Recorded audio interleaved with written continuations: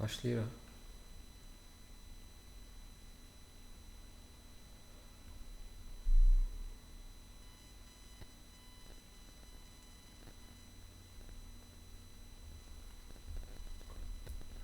Deməli yoldaşlar, mən sizə test vermişdim. Buna qısa bir indi hamı gəlməyib, bir neçə dəqiqə baxarıq. Davamlı şəkildə çalışacağıq ki, testlər olsun. Yəni indi zaten təkrar başdan gedirik. Orada testlərin hamısı yoxdur. Başdan hazırladıqca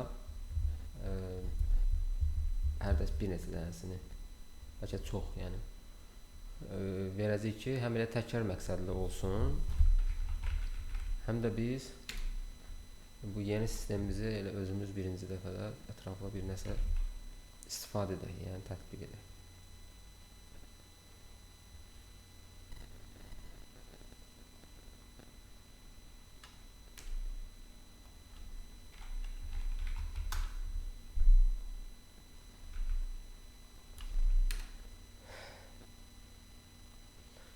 Bu deməli sizin qrupda bir neçə dənə test artıq vermişdim. İndi hamısını olmasa da bir neçəsinə baxaq. Buradan görə bilirik ki, kimlər testi edib. Məsəl üçün Suel 1, 2, 3 hər üç testi edib. Sonra Fatimə, Musa, Tovuz. Yəni belə görünür ki, Suel, Fatimə, Musa, Tovuz, Suel, Fatimə, Musa, Tovuz, 4 nəfər edib.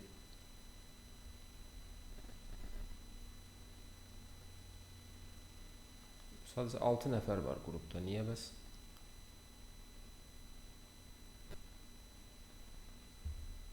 Turalın adı yoxdur. Maraqlıdır. Tural, var ya, burada var imiş ki.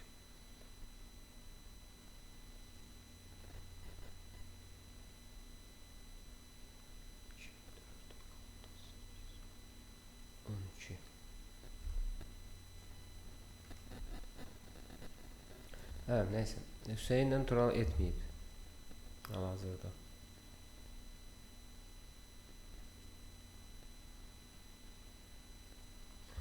Neyse. Birinə baxaq nəticəyə. O zaten eyni test idi də, yəni birinə baxsaq kifayət edir. Məsələn, baxaq Suel.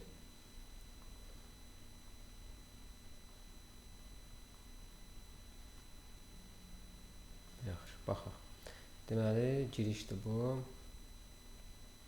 Cəmi 5 sual var idi. Sual hamısını düz yazıb. Sonra növbəti sual. Burada da hamısı düzdür. Əslində buradan görə bilirik, zaten elə hamısı düzdür, səhv yoxdur. 2 dəqiqədir. Yəni təxminən elə 10 dəqiqəyə hamısını yazıb qutarıb.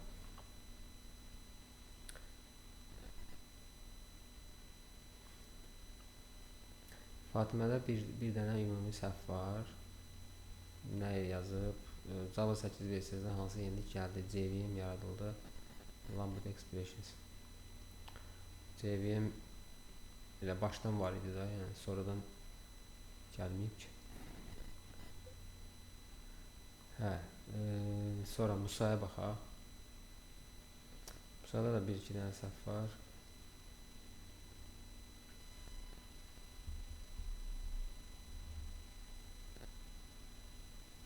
Zamanın əsas üstünlüklərindən biri platformun asılması JVM vasitəsilə mümkündür.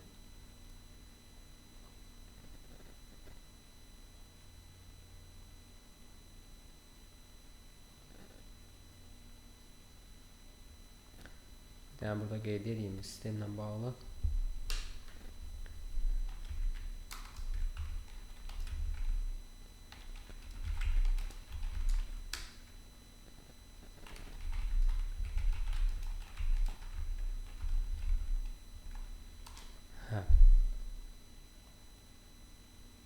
Tovuzda da cəmi bir dənə səhv var. Nədir səhv? Java obyektinin proqramlaşdırma nədir? Proqramda yazılması üsulu. verilənlərin saxlanması üçün baza lazımdır. Java baza deyil. Okay. Testlər edərkən hər hansı bir çətinlik, problem, Axşamınız xeyir olsun. sağ olun. Hər hansı bir çətinlik, problemlə qarşılaşdınızmı? Təzədir deyə, yəni düşünürəm müəyyən problemlər ola bilər.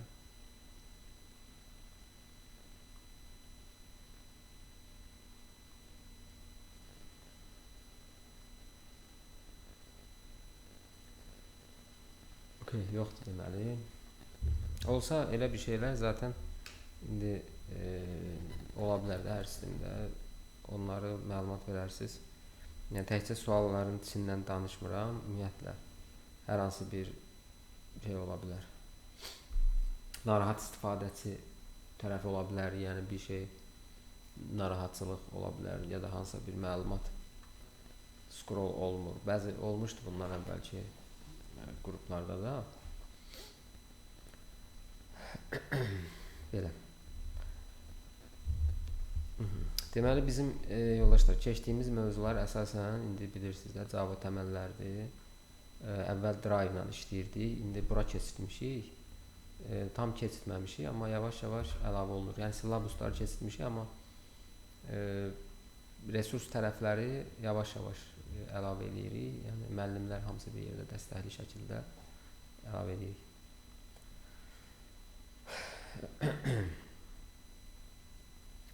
Belə.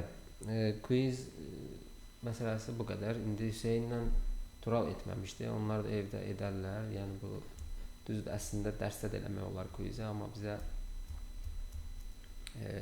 bu əvvəl çox test vardı. Onlar hamısını yəni dərsdə eləyə bilmərik. Ancaq keçdiyimiz dərslərin quizlərini dərs müddətində eləmək bəlkə olar. Son dərslər yəni. Aha. Sonra keçək indi proyektimizdən son vəziyyətindən bağlı məlumat verəcəm. Bizim proyektimizdə mikroservisin Docker'dən run olması, ümumiyyətlə backendin mikroservis vasitəsilə yazılmasından işləyirdik. Frontend isə AD HTML CSS-lə işləyirdik. Keçən dəfə hamınız bildiyiniz qədərilə bizim bir problemimiz var idi. Qrupa səbəbini yazmışdım. Yəni bir konfigurasiyada bir problem var idi. Onu həll elədik. İndi o düzəldi.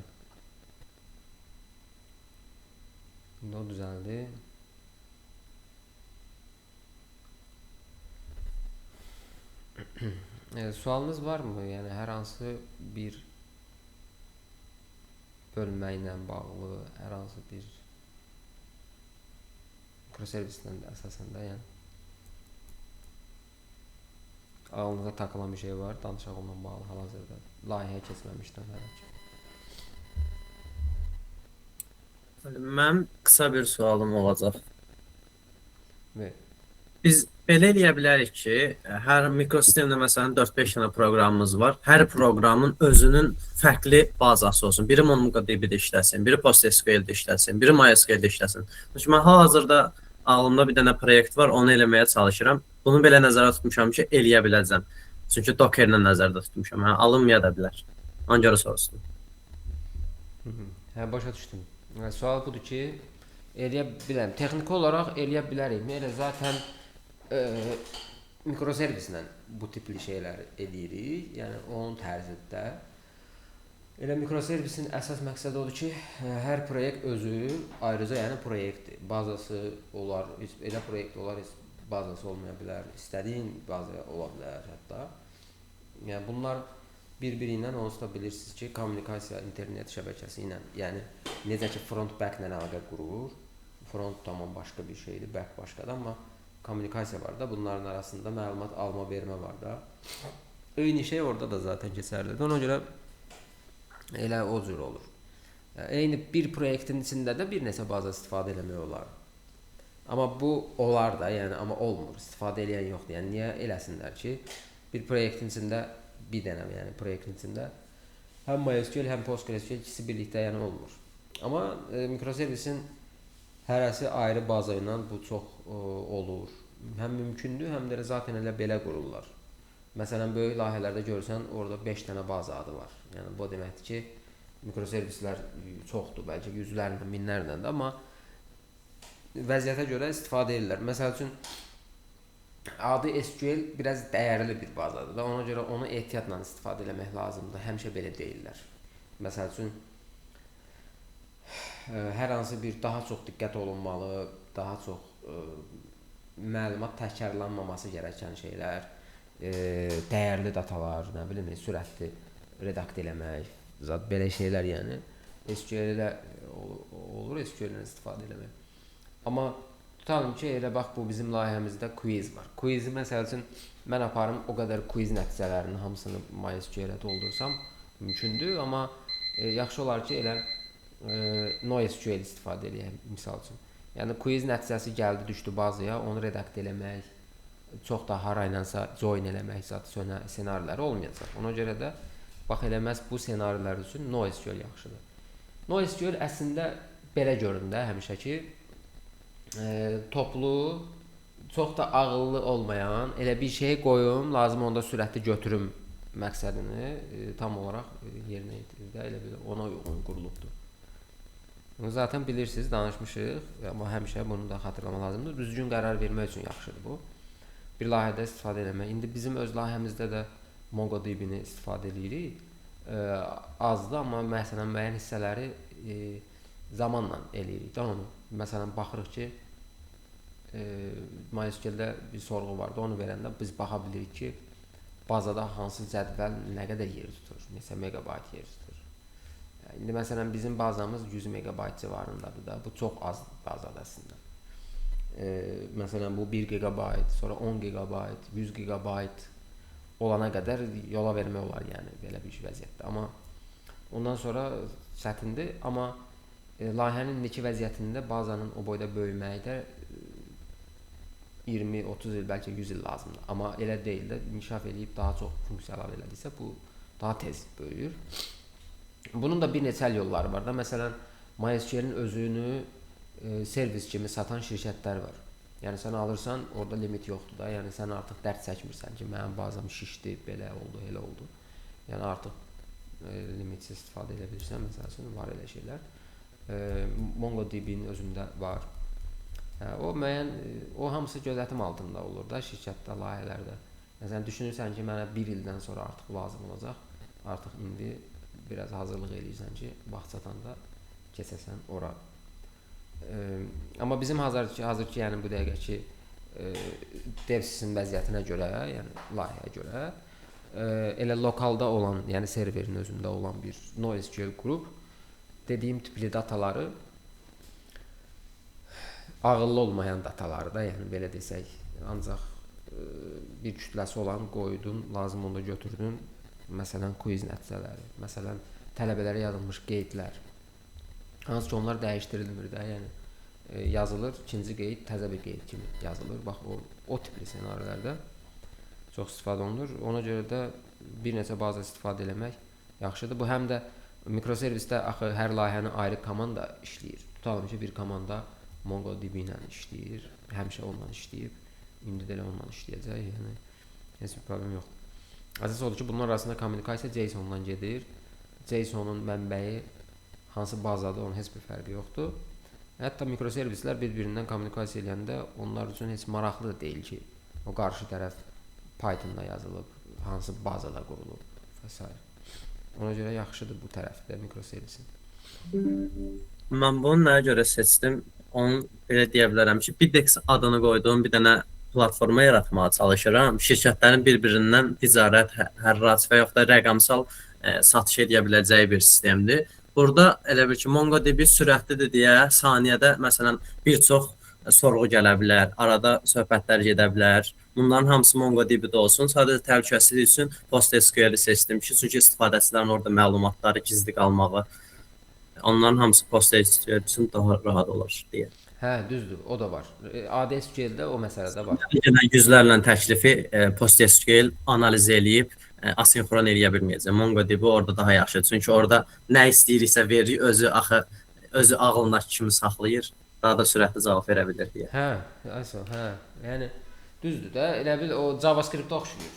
Nə istəsən rahat eləyirsən, amma bu da biraz idarə etmədə problem yaradır. Təhlükəsizlik əsas məsələ. Hə, əla. O məsələ düz yanaşmadır. Yəni ona fikir verərək şey etmək, layihəni o cür irəlilətmək uğurlu olur. Elədir.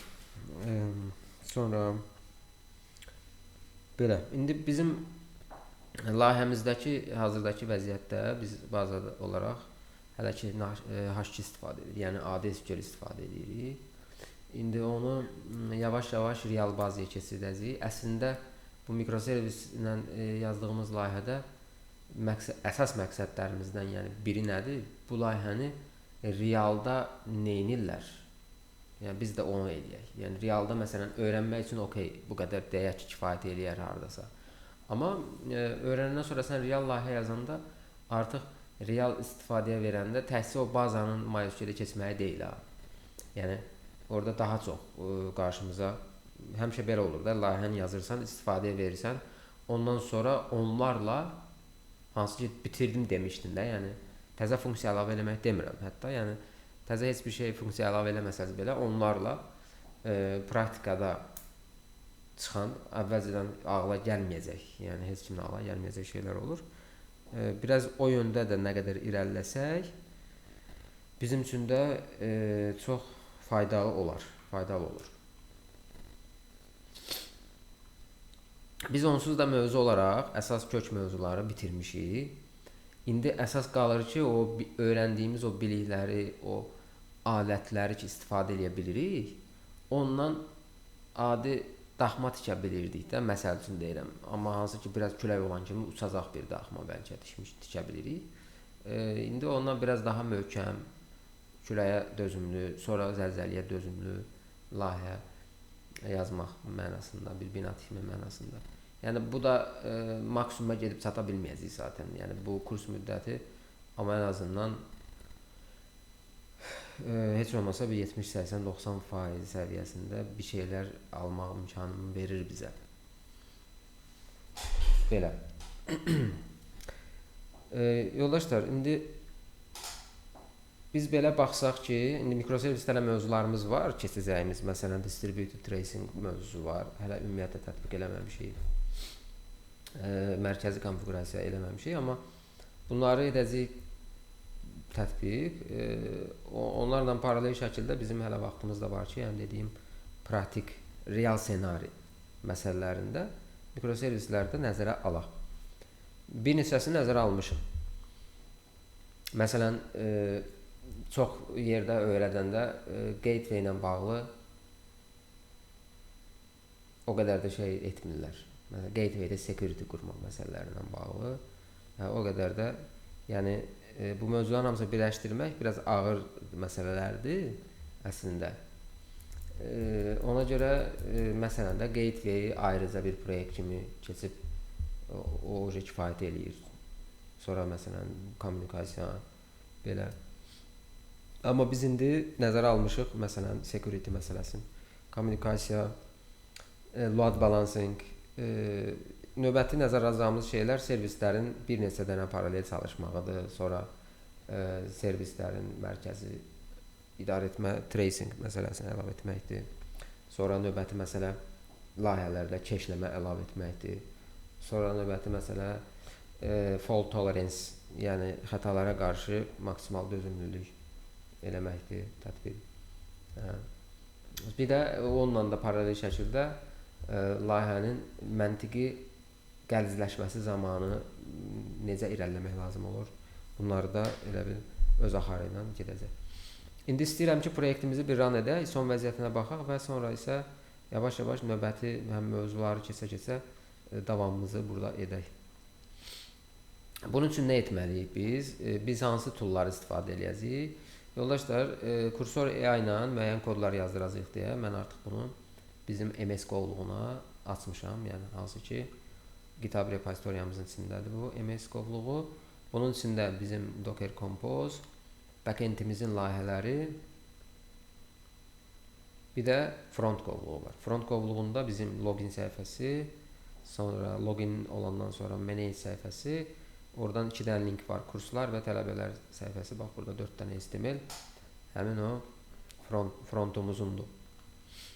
Ona görə mən bu elə bil əlimizin altında hamısı olsun deyə bunların hamısını əlimizin altında dursun. Bax bu bizim frontumuzdur. Bu burada.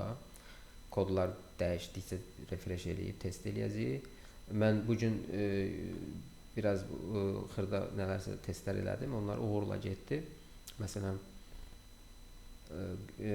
gateway ilə login olmaq, token verir, vermir. Bunları elədim. OK, getdi. Sonra kursların tələbələrlə birlikdə datalarını qaytaran deyə bunu test elədim. Amma siz də zaten bilirsiniz ki, bunları Postman-la etmək yaxşıdır. Amma frontla real etmək ondan daha yaxşıdır sanki. İndi birinci nə edəcəyik? Birinci əslində əmin olmalıyıq ki, Docker run olubmu kompüterdə. Yəni Docker desktopu açmalıyıq ki, açmamışıqsa açmalıyıq ki, Docker bizim kompüterimizdə ayağa qalxsın, run olsun ki, biz Docker üzərindən indi Docker Compose falan çalışdıracağıq, o işləsin. Yəni deməli birinci Docker-i çalışdırdıq. Bu özü indi çalışacaq, bu öz yerində. İndi Docker-də bilirsiniz də əsasən komanda pəncərəsindən əsasən idarə edirik. Bura daxil olandan sonra biz komanda pəncərəsində birinci keçirik bizim proyektimizin o Docker Compose hardadırsa bax həmin yerə, bunu hamınız görmüsünüz. Keçirəm həmin qovluğa. Baxın, Java 22-nin içində MS qovluğunu keçdim. İndi Docker'da işləyir zaten. İndi deyəcəm, bir dənə yoxlama eləyirəm ki, Docker PS görə bizdə hal-hazırda hansısa proyekt çalışır, yoxsa yox. Bizdə MongoDB çalışır. Mən bunu DevSys-lə test eləyəndə çalışdırmışdım. Yəni bu bizə problem deyil. Yəni durub orada heç nə olmaz. İndi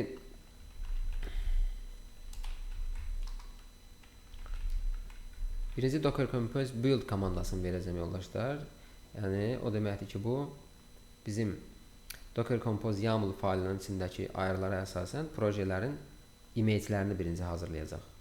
Yəni kodların son vəziyyətinə əsasən imageləri birinci hazırlayacaq və bütün Docker faylına hamısını konfigurasiya edəcək. Yəni biz run komandasını verəndə artıq çox tez run olacaq da. Yəni imagelər hər şey hazır olduğu üçün. Yəni düzdür, biz burada birbaşa app da deyə bilərik. Bu halda kodun son vəziyyətini nəzərə almaya bilər. Yəni hazırda varsa imageləri elə son vəziyyəti yox, elə ən axırıncı build olmuş imageləri run eləyə bilər. Ona görə ən yaxşısı birinci elə qarantiya almaq üçün Docker Compose build komandasını verməkdir. Ola bilər ki, bu komanda tez bitəcək, çünki mən elə bir çox dəyişiklik eləməmişəm. Görürsünüz, bitdi zaten. Docker Compose app deyəcəyik indi.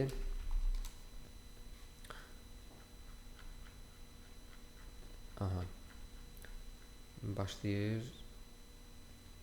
Başlayırmı? Artıq az qaldı başlayır. Run oldu artıq görürsünüz.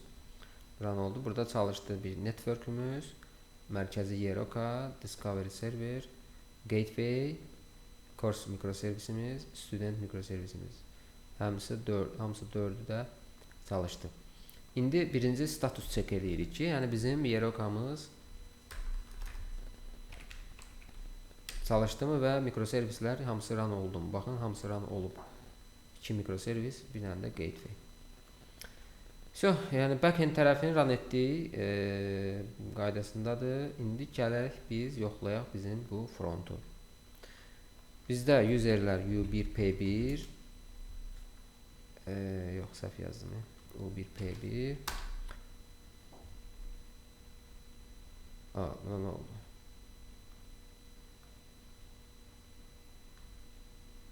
Maraqlıdır.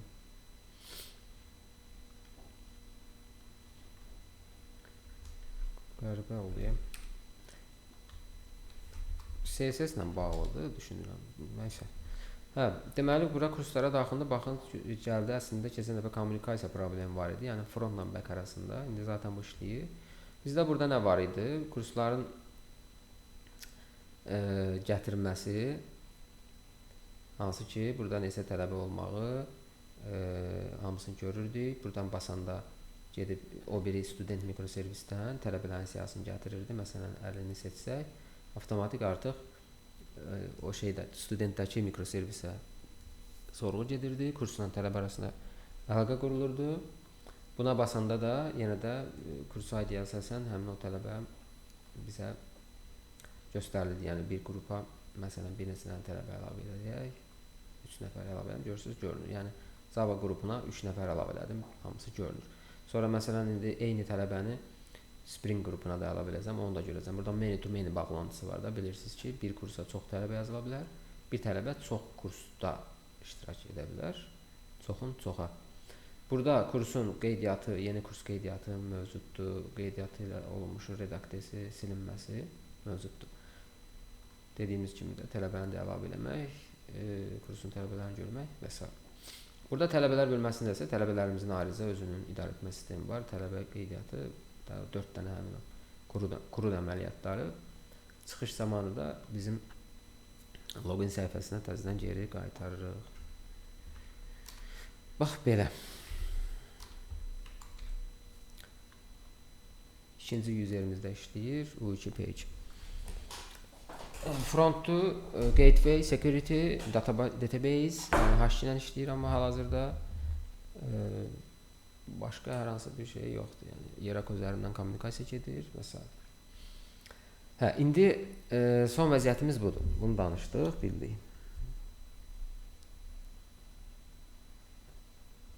İlk növbədə mən steplərimizi yazıram və həmin stepləri reallaşdıraraq həm arada qalan elə mövzularımızı bitirəcəyik, həm də ki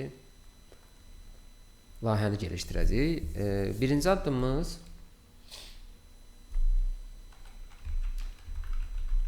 MySQL bazasına keçid olacaq. Yəni bir real sanki layihə kimi olsa biz necə ayarlamalıyıq, bir ona baxaq. MySQL bazasına keçid edərək sonra elə eləyəcəyik ki, Docker ilə olacaq bu da. Bir dənə yenə app deyərək həm MySQL hər proyektin, hər mikroservisin öz MySQL-i ayrıca yəni olacaqdır. Sonra realda necə olur? Biz istəyirik ki, serverdə run olmuş bir MySQL-i öz kompüterimizdə login olaq məsələn. Bunu necə eləyəcəyik? Bunu eləmək üçün də SSH key yəni iki kompüter arasında təhlükəsiz bağlantı qurmaq üçün bu artıq belə şey bir proyekt bağlantısı deyil də, artıq şey bağlantısıdır o. Yəni bir kompüterdən o birisinə bir tunel, təhlükəsiz tunel açmaq məsələsidir. Bunun üçün də elə bil ikinci tərəfə qoşulan tərəf yox, hara qoşulacaqsa ora key əlavə edirik. Qoşulan tərəfin elə bil açarını əlavə edirik də.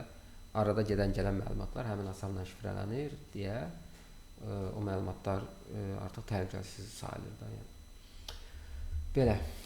Biz onu hal-hazırda da istifadə edirik zaten. Məsələn, bizim bazamız, elə bir praktik olaraq deyim sizə, bizim bazamız MySQL-dədir. Serverdə, VPS-də olan bir MySQL-dədir. Və ora biz, məndə bir skript var, görürsünüz, bunun içərisini mən özüm düzəltmişəm. Bu nədir? Bu hansısa IP-də olan VPS-ə həmin IP-dəki VPS-in içindəki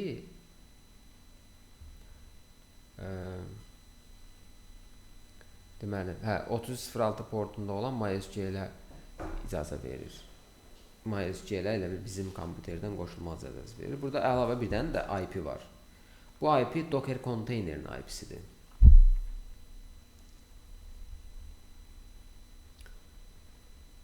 Bu niyə Docker konteynerin IP-sidir?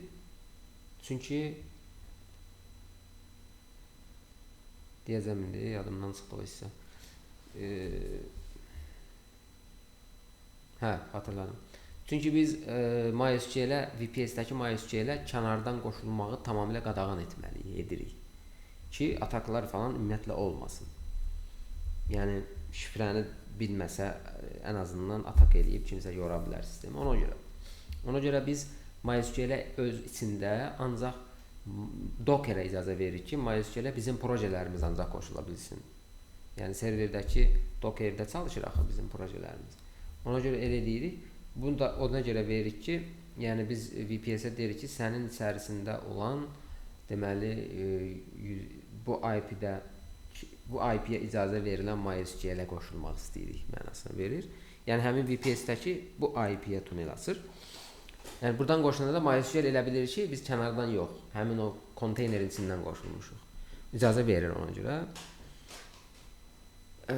Amma bu özlükdə kifayət deyil də, dediyim kimi, yəni birinci SSH key yaradıb random bir key eləyə bilirik. Onlara gələcəm sonra.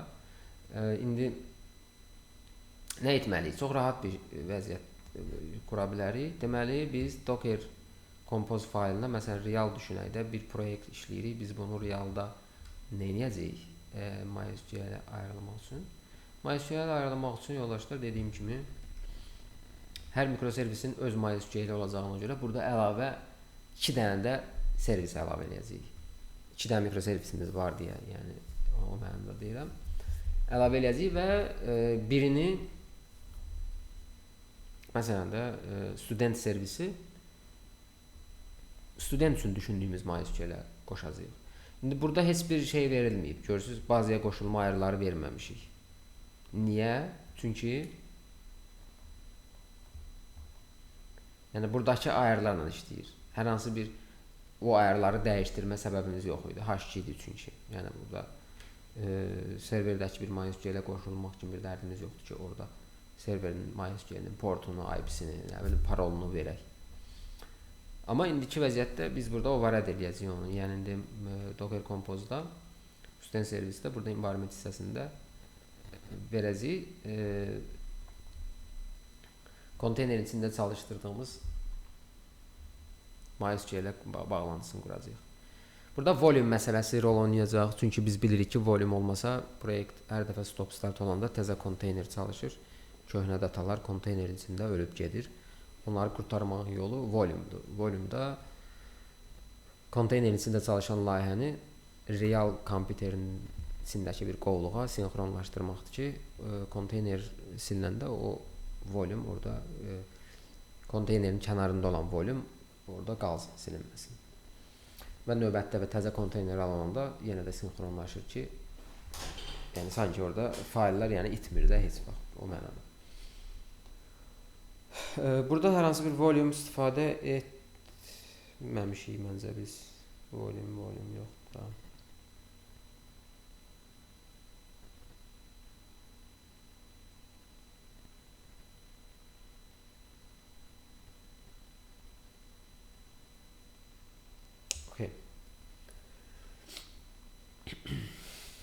Nə oldu senarimiz?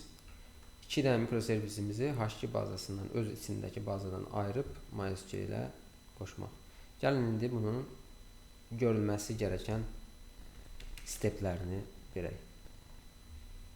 Təbii ki, mən bunu AI ilə etdirəcəm. Yəni məntiqini quraq özümüz, amma kodlamasını o versin.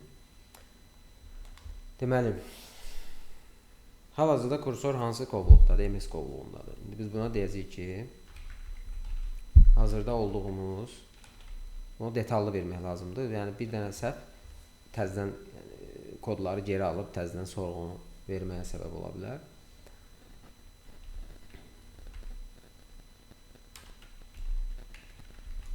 Hazırda olduğumuz MS qovluğunda 2 ədəd mikroservis layihəsi var. Deməli, adlarını qeyd etməliyik burada birinci növbədə biz. Deməli, biri core servisdir. Core servis və student servis. Bax belə. Hazırda bu layihələr H2 in memory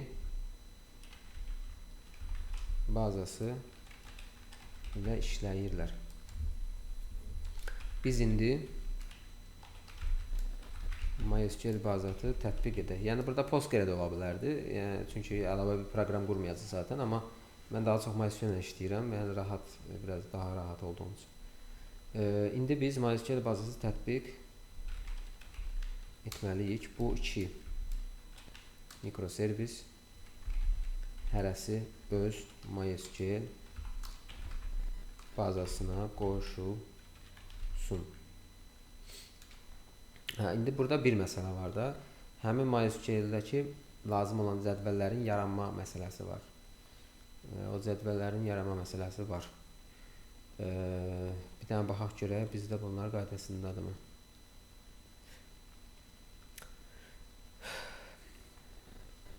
Aysa, burada məsələn bu qaydasında deyil. Create drop nədir? Bu hər dəfə run olanda bazanı sıfırlayıb təzədən table'lar yaradır. Amma MySQL-də bizə bu lazım deyil. Biz istəyirik ki, sadəcə cədvəllər yaransın. Yəni içindəki data var idisə əvvəldən, o data ilə nə işimiz var ki? Yəni ona görə burada create drop olmayacaq. Amma biz indi nə edirik? Biz istəyirik ki, özümüz lokalda kompüterdə run eləyəndə hash-key ilə olsun. Docker Compose ilə, hansı ki serverdə əsasən istifadə edirik də. Docker Compose ilə işə salanda MySQL ilə olsun. Ona görə də bizim əsas, yəni application propertiesdə bunu dəyişdirməyəcəyik. Yəni burada hash-key qalsın. Belə kompüterdə run etdiyimiz zaman elə hash-key ilə işləsin. Amma serverdə bu ayarları override edib MySQL-ə qoşacağıq. Hə, indi nə deyəcəyik? Deyirik ki, qoşulsun. Bunun üçün Docker Compose YAML faylında lazımlı əlavə ayarları edək. İndi bu nə edəcək bu? Bu gəlib həmin o Docker Compose faylında dediyim kimi, yəni MySQL image'ləri ayarlayacaq. 2 dənəsini, yəni run olmuş vəziyyətə elə eləyəcək ki, ikisi yəni ayrı-ayrı run olacaq. Biri core servisə qoşacağıq. Burada environment var abi, görürsünüz hardadır bu student. Hə, environmentdə biz burada verəcəyik ki, məsələn nə idi o? Spring Data Source URL, məsələn JDBC MySQL, nə bilim nə, hansı ki konteynerlərdən olmuş MySQL-ə URL-nə bağlayacağıq. Bu belə. Sonra həm də DDL auto var, bu create drop. Bunu da update-ə dəyişdirəcəyik. Yəni sadəcə çatışmayan sütunlar entity-də əlavə olunmuş dəyişənlər bazada yoxdursa onları create eləsin, sütunları zadı yəni. Bilirsiniz də o update. Bax bu məsələni edəcəyik.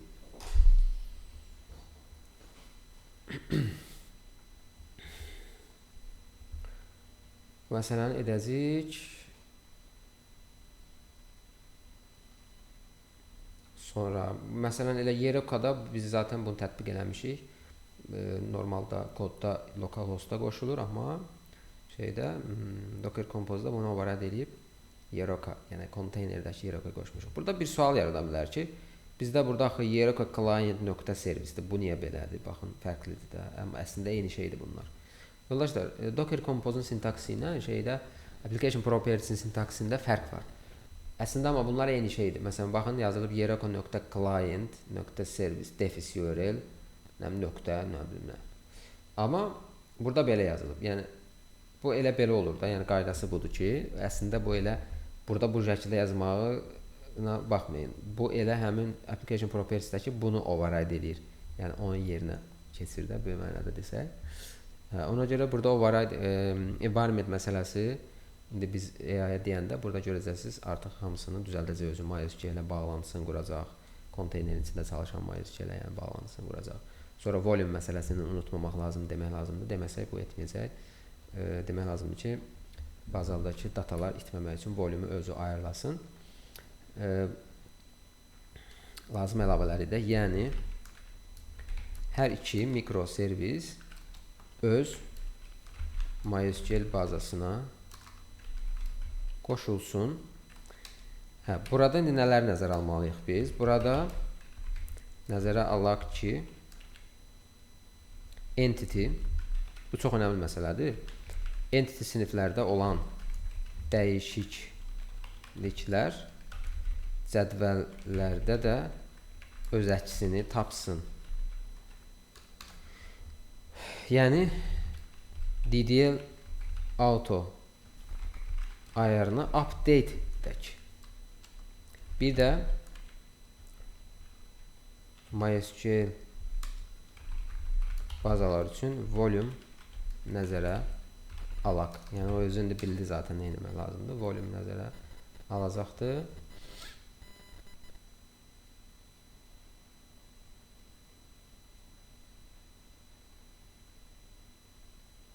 Sonra nə qaldı burada? Bir də bunu möhkəm tənbihləmək üçün bir dənə də qeyd edək ki, buna Docker Compose faylında environment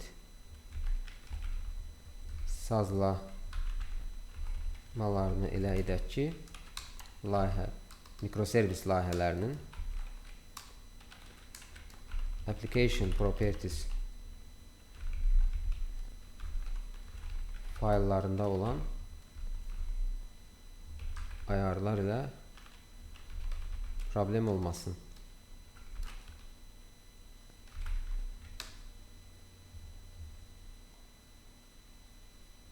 Yəni H2 ayarları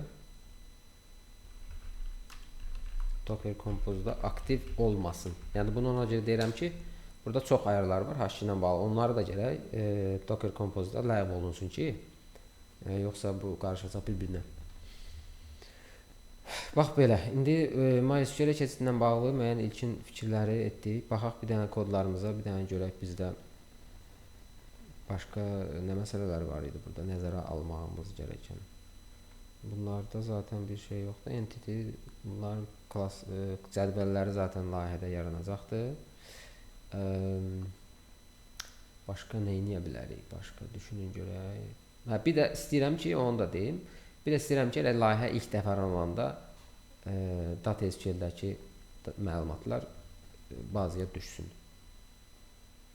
Amma bu bir dəfə olmalıdır da, növbəti dəfə aranılanda düşməməlidir. Əks halda pis olacaq. Yəni bununla uğraşmayaq, o qalsın, bunu özümüz əllə eləyərik. Həm elə onsuz da bizim öz kompüterimizdən o konteynerin içindəki MySQL-ə connect olmağı da biz öyrənəcəyik, edəcəyik birazdan. O da bir ayrı senaridir, lazımdır. Əks halda biz MySQL-ə qoşula bilmərik də, yəni özüsündə çalışacaq. Lazım olanda biz ora girə bilməliyik. Bu sorğunu indi baxın yoldaşlar, bunu verdik. İndi bu bizim tam istədiyimizi verəcək bizə, yoxsa yox? Yerə o qədər hansı bir fərq ehtiyac yoxdur. Gateway-də düşünək bir dənə gateway-də ehtiyac yoxdur. Student servisdə də eynisini nəzərə alsa, MySQL-ə. Yox, məncə bu yaxşıdır. Bunu indi verərik. Sonraki adımda deməli nə etməliyik biz indi? Öz kompüterimizdə olan MySQL-dən ora qoşula bilməliyik.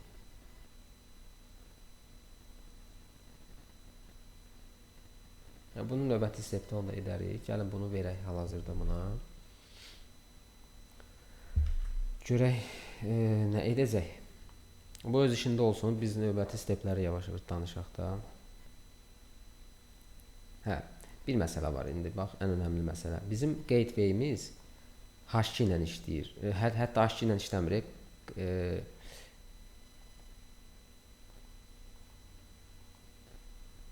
Adi obyektlə işləyir. Yəni orada bir dənə obyekt düzəldib U1, P1, yəni qondarma bir dənə elə bir obyektlə konfiqurasiya edib də security-ni güya. Bura bax, baxın buradadır. İndi biz gateway də ən önəmli məsələ. Unutduq onu. Gateway də MySQL-ə qoşmalıyıq. Qoy nəysə bunu eləsin. Burada sorğumuzu yazaq. İndi isə gateway layihəmizi də MySQL-ə qoşaq. Bunun üçün də Docker container istifadə edək.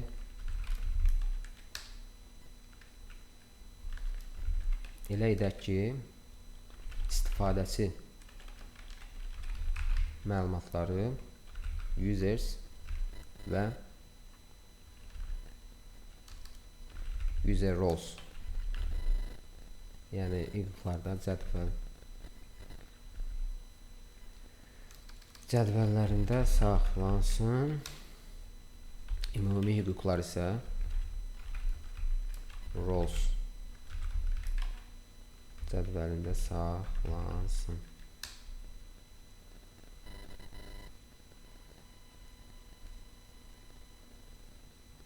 Bunu belə eləsək, Deməli, istifadəçi qeydiyyatı məsələsi bizdə yoxdur. Hə, indi onu da nəzərə almalıyıq. Deməli, belə deyəcəyik, yoldaşlar. Az kontrollerdə, gateway-də, az kontrollerdə yeni bir registr API-si yazaq. Yəni, registrasiya ola bilər də. Registrasiyada nə baş verəcək? Gedib user cədvəlinə və user roles cədvəlinə datalar düşəcək. Registrasiya olanda bizim hansı yüklərimiz olmalıdır? Deməli, loqondan sonra tələbələri idarə edə bilmək, kursları idarə edə bilmək,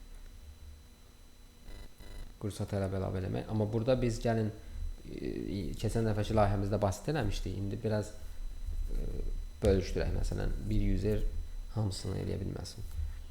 Tutalım ki, ancaq tələbələri idarə edən ayrı adam olsun. Yəni, kursları, kursa əlavə edən, o da ayrı adam olsun. Belə bir şey eləyəcək. OK. Bunun üçün nə lazımdır bizə? Hüquq sistemi lazımdır, təbii ki. Və istifadəçi tipi məsələsi var. Belə eləyək də, elə qeydiyyatdan keçən adam kursları idarə edə bilsin. Sonra özü ikinci dərəcəli user yarada bilsin və o userdə tələbələri idarə edə bilsin. Bəli, belə eləyəcəyik. Yeni bir registr API yazaq. Bu API admin tipli istifadəçini əlavə edəcək. Yəni, bu admin bir user olacaq. Hüquqlar bunlar olacaq. Bu hüquqlarda deyək buna. Deməli, add course, sonra update course,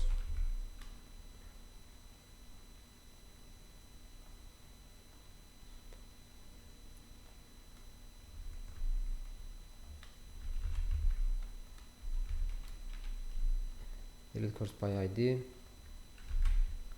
get course by ID, get course list, sonra add student to course, yəni tələbəni kursa əlavə eləmək, çıxartmaq da var, remove student from course, sonra nə var? Deməli, kursu idarə eləməyi bildik.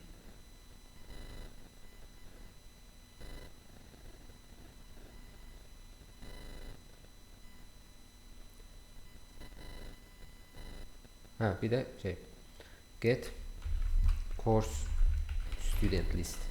Yəni, məsələn, bir kursun tələbələrin siyahısını görmək. Əlavə elədim, çıxartdım, gördüm. OK. Bu admin olacaq da.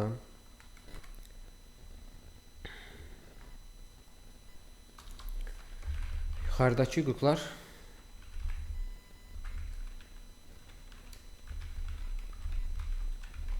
ilk qeydiyyatdan keçən admin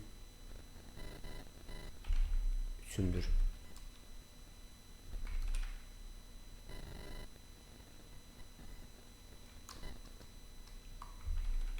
Adminin qeydiyyat etdiyi userlər isə tələbələri idarə edəcək. Userlər üçün hüquqlar bunlardır. Deməli olacaqdır add student, sonra nədir? Update student, get student by ID, get student list,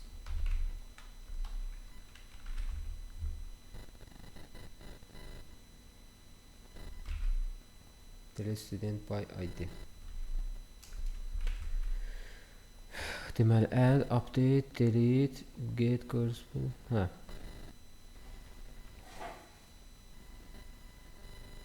Sonra yoldaşlar, bu işini bitirdi. İndi biz nə etməliyik? Baxın, fikirləşək. Bu arada mən layihəni run etmişəm. Bir dənə baxaq. Bir dənə baxaq ki, layihəmiz işləyirmi?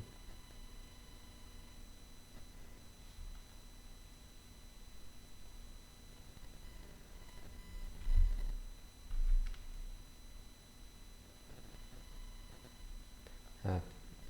Bizim layihəmiz run olubdu artıq. O bir T1 yazıram. Baxın, girdi, login oldu. Burası, hə, buranı yoxlamışdıq zaten. Yaxşı ki, bura gəldi elə. Burada yoldaşlar, bir dənə də deməli istifadəçilər bölməmiz olacaq bizim. Elə bil ki, mən adminəm də, girdim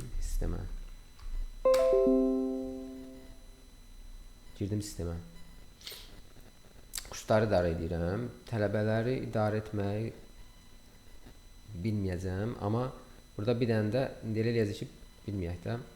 Admin ancaq kursları idarə etsin. Burada bir dənə də indi menyu düzəldəcəyik. İstifadəçilər.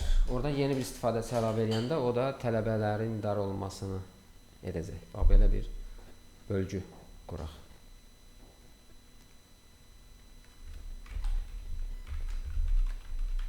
Bunu bura bir dənə yazım. Yadımızdan çıxmamış. O birisini davam edərik.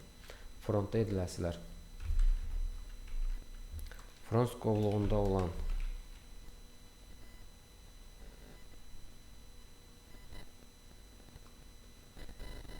layihəyə əlavələr edəcəyik. Index HTML-də yeni bir link əlavə edək. Hesab aç linki. Buna klik edəndə register.html-ə keçid etsin. Burada loginə bənzər qeydiyyat formu olacaq.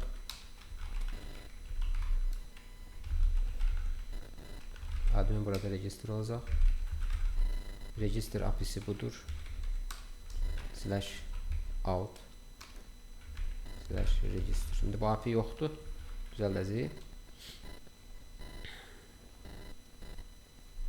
Bu API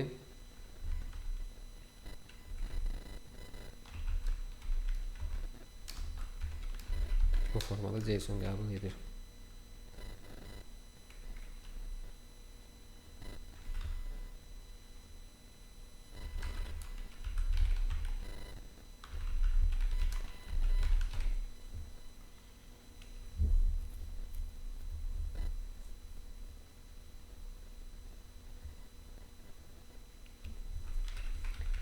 Sonra manage HTML-də istifadəçilər linki əlavə edək. Buna klik edəndə users.html səhifəsinə keçid edək. Burada isə istifadəçilərin idarə olunması olacaq. Tələbələrə oxşar olaraq eyni funksiyalar olacaq. Deməli, yeni istifadəçi qeydiyyatı zamanı bu məlumatlar daxil ediləcək. İstifadəçi adı, şifrə, yəni istifadəçi açırıqda ona istifadəçi adı, şifrə, telefon, ad, soyad bəs eləyər də qeydiyyat ediləcək.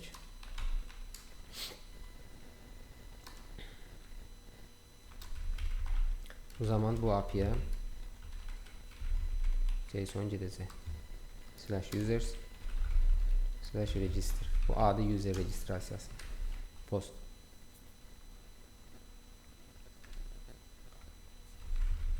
Userləri, istifadəçiləri yəni götürmək üçün olan API budur. slash users get. Sonra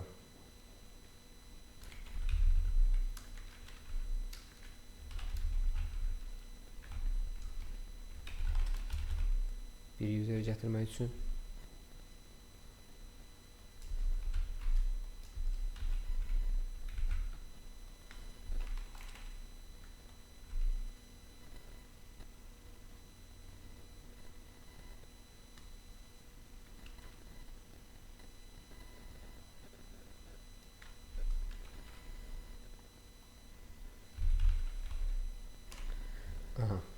create, read, update, delete.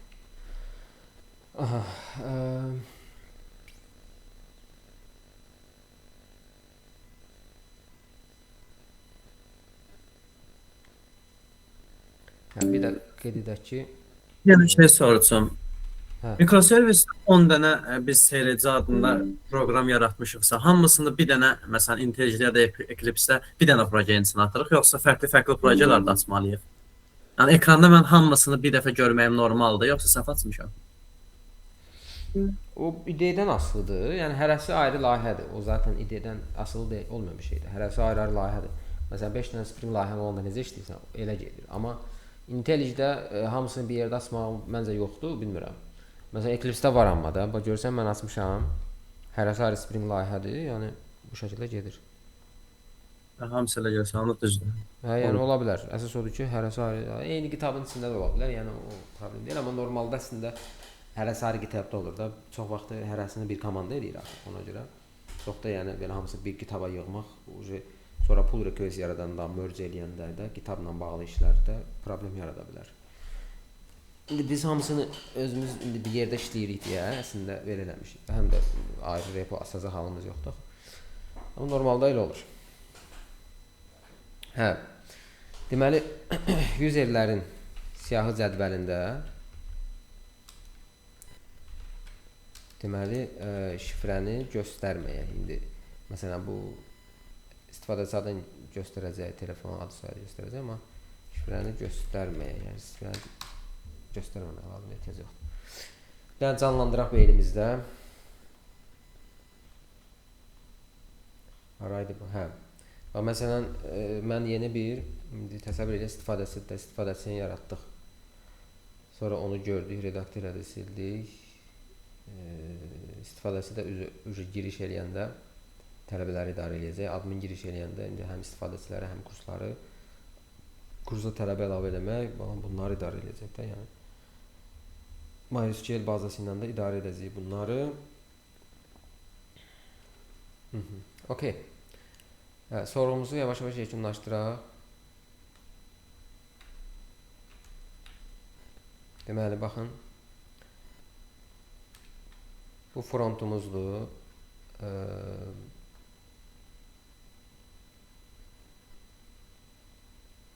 Bizi hara qədərsə olan şeyi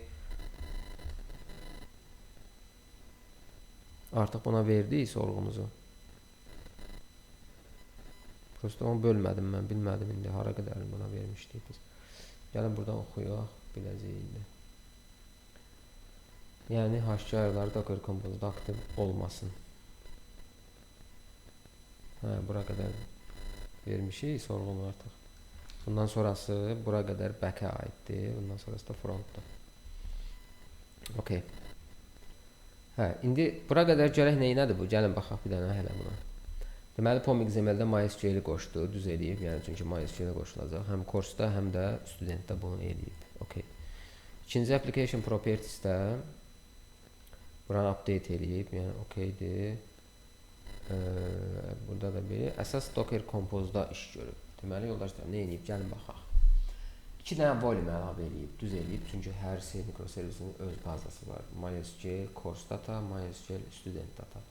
Ondan sonra servislərə başlayıb MySQL-i image olaraq əlavə eləyib. MySQL course ad verib də, yəni okey.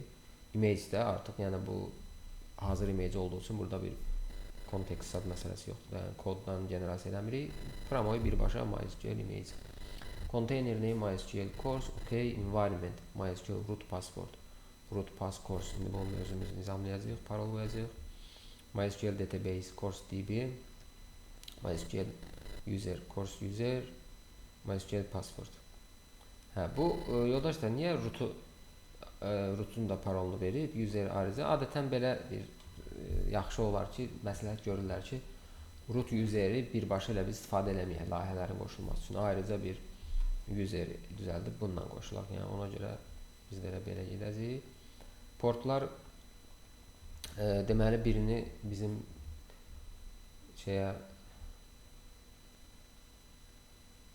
deməli 30.07-yə qoşub ki, birində yəqin ki 30.08-ə qoşub ki, konflikt olmasın.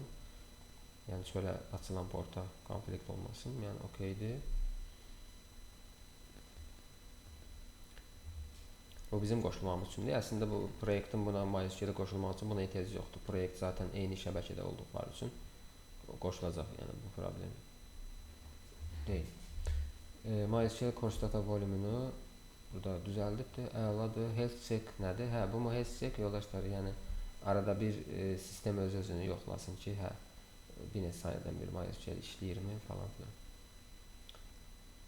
Bu heç eyni MySQL studentdə də eyni şeyləri edibdir. Başqa burada MySQL ilə bağlı hamısı qutardı. Keçdik indi proyektlərin environmentlərinə görə nə edib? Yazıb ki, Yeroka client service URL defansı, bu Yeroka bu HES'də var idi zaten. Spring data source əlavə edibdir. Baxın MySQL student.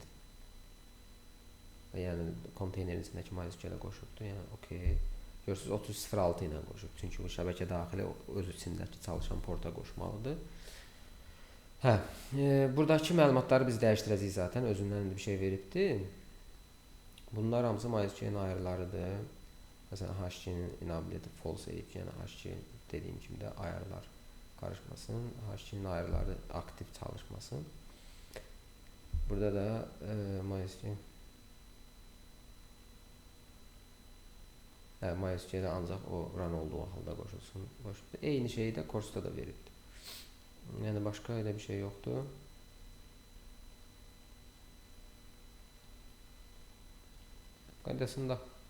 Qaydasında yoldaşlar. İndi ara verərik. Aradan sonra bu biri sorğularımızı yaxşıca gözdən keçirdib yekun vəziyyətə gətirəcəyik bunu.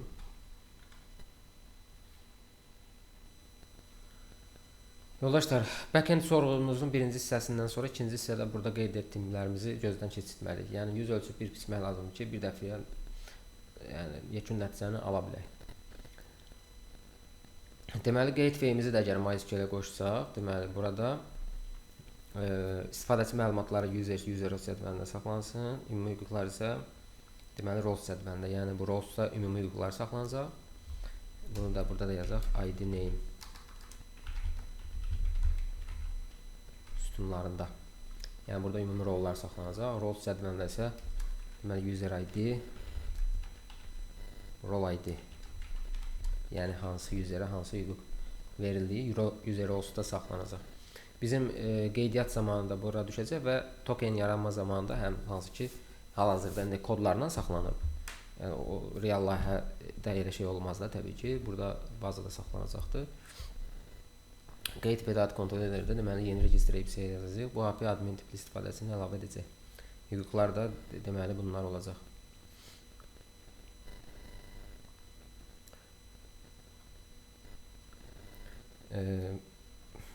Burada yazaq ki, qeyd edim ki, hüquqlar rol ilə başlasın və böyük hərflərlə yazılsın. Yəni bu qaydalar Spring-də bilirsiniz, standartlar var, onlara uyğun getməlidir. Yuxarıdakı hüquqlar ilk qeydiyyatdan keçən admin üçündür. Adminin qeydiyyat etdiyi userlər isə tələbələr idarə edəcək. Userlər üçün hüquqlar bunlardır. Add student falan filan, yəni bunları verdi. İndi burada bir şey fikirləşək.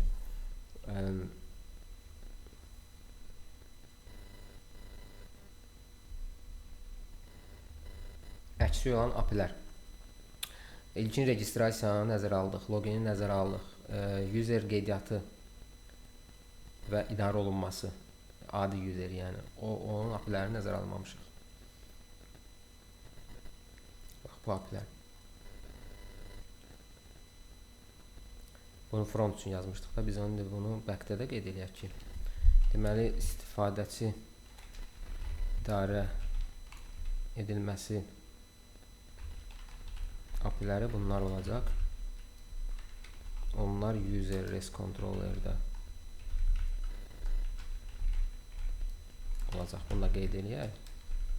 Deməli /user/register post API istifadəçiləri gətirmək üçün olan API budur. /get. Yəni bunu backdə də verək ki, back bu API-ləri hazırlasın fronta uyğun şəkildə. Bir useri gətirmək üçün belə qeyd edim ki, burada da bir şey qeyd edək ki,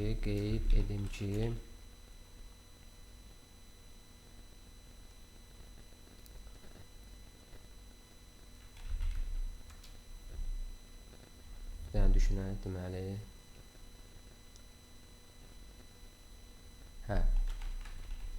istifadəçilərin öz məlumatları hansı cədvəldə saxlayaq onu? User cədvəlində biz security məlumatlarını saxlayırıq. İstifadəçilərin öz məlumatları nə deyək o cədvəlin adına?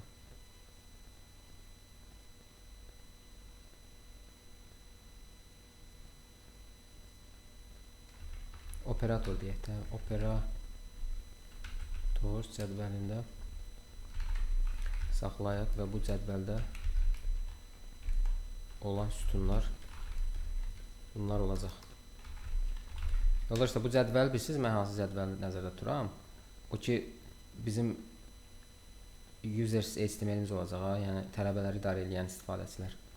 Onlar olacaq, yalnız ki, bu onların da öz ayrıca cədvəli olmalıdır da, onun adı, telefonu saxlamaq üçün. Users cədvəlində olsa hamısı orada saxlanır, ortaqdır ora. Adminlər, həmin bu operatorlar ikisi də orada saxlanacaq. Hüquqlar başqa-başqa olacaq. Yəni adminə yuxarıda yazmışıq da hansı hüquqlar veriləcək. Şeyə isə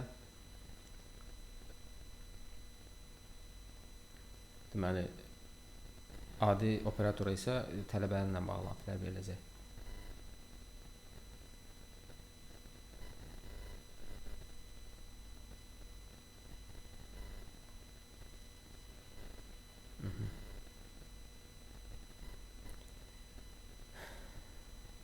İndi burada biz bir məsələni də nəzərə alaq.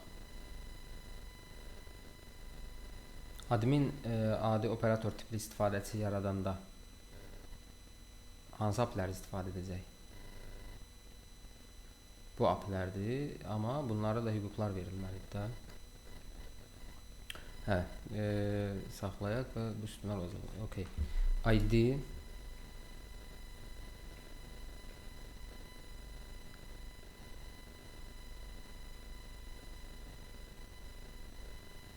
user ID, phone name, surname. Bax belə olacaq.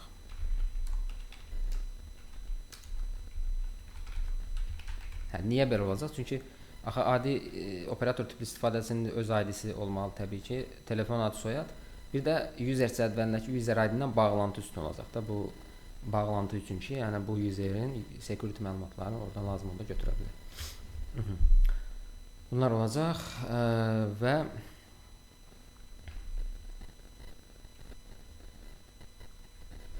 user REST controller'də olan API-lərə də hüquqlar təyin edək və bu API-ləri də admin user icra edə biləcək.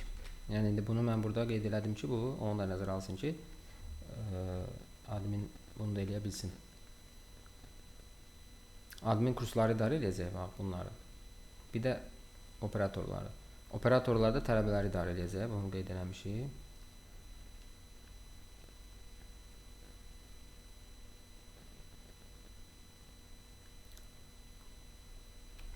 Burada bir dənə də qeyd edək ki, edim ki, tələbə ilə bağlı API-lərə də hüquq təyin etməyi unutmayaq və bu API-lərin hüquqlarını operator tipli istifadəçiyə verək. Yəni admin ona qeydiyyat edəndə o istifadəçinin operator bu hüquqları ona verək ki, o tələbələri idarə edə bilsin. Okey. Məncə bura artıq tamamdır. Bir dənə vizualizasiya tərəfinə baxaq. Burada nəsə unutmadıq. Yəni bunu görsək daha rahat bilərik. Kurs admin registrasiya oldu, bu var. Registrasiya olanda ona kursların idarə olunması API-ləri verilsə, bura aranj eləyə biləcək və operatorları yaratmaq və idarə etmək verilsə, bunu eləyə biləcək. Tələbələrə elə bilməyəcək, çünki onu biz tapşırırıq operatorlara. Operator yaranandan sonra giriş eləyəndə bu idarə edəcək deməli tələbələri. Əla, mənə elə gəlir ki, bu hardasa yekuna yaxın bir, indiki senarimizin yəni yekununa yaxın bir şeydir.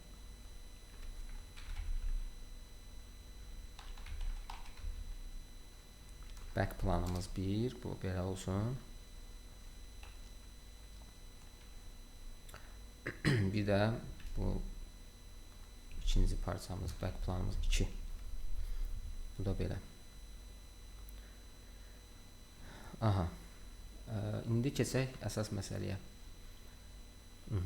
Deməli, buradakı o birinci back plan 1 artıq burada bitmişdi. Back planımız 2-ni indi edəcəyik, amma bir məsələ var ki, bizdə zaten ikisi də eyni yerə bağlıdır deyə biz bunu ikisini də bir dəfəyə verə bilərik. Yəni həm front, həm back işləsin. Zaten problem yoxdur o cəhətdən. Hərəsinə ayrı kursor açmağa ehtiyac yoxdur. Yəni burada bir yerdən verək getsin. Görək kursorun məharətini, görək nə edəcək. Çox iş tapşırmışıq buna. Nəysə, bunu işini verdik. İndi bu bizə yekunda nəticə verəndə biz nə görəcəyik? Bir dənə onu indi simulyasiya eləyək beynimizdə, bax, fikirləşək. Deməli, proyektlərimizi MySQL-ə bağladıq. Proekran olanda Gateway MySQL bazası yaranacaq. Users table yaranacaq, amma içi boş olacaq. User roles, indi bunun ağlına gəlsə yaxşı olar. Roles cədvəlinə ilkin hüquqları insert eləyər. Eləməsə biz eləyəcəyik gərək. Yəni hüquqlar sistemi olsun. Sonra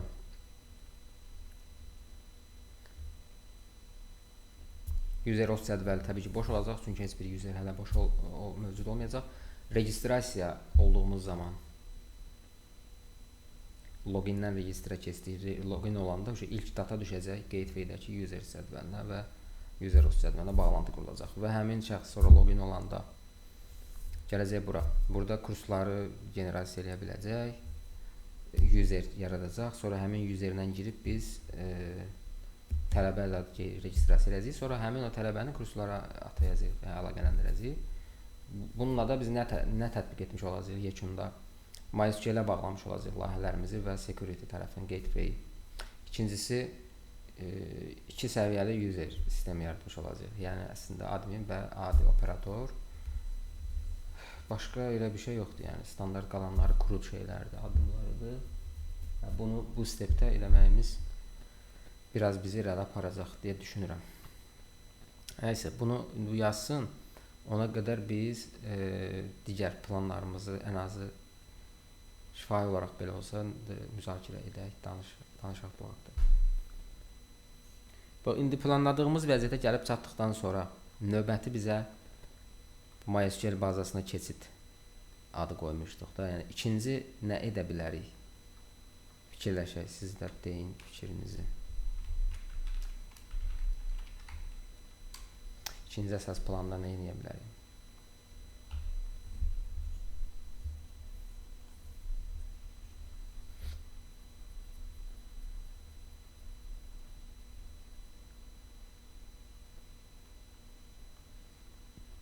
Əslində zipkin əlavə etmək məsələsi qalıb da, bunu eləyə bilərik. Məsələn, biri bu. 3 mərkəzi config 4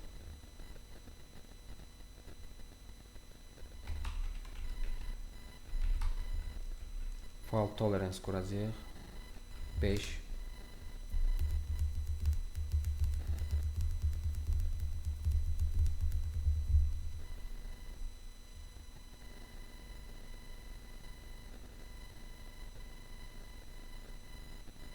Beşdə də deploy edərik.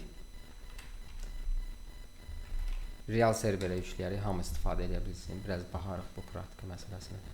Amma 6-da bilmirəm də, mən ağlıma gəlmədi. Siz də deyə bilərsiniz.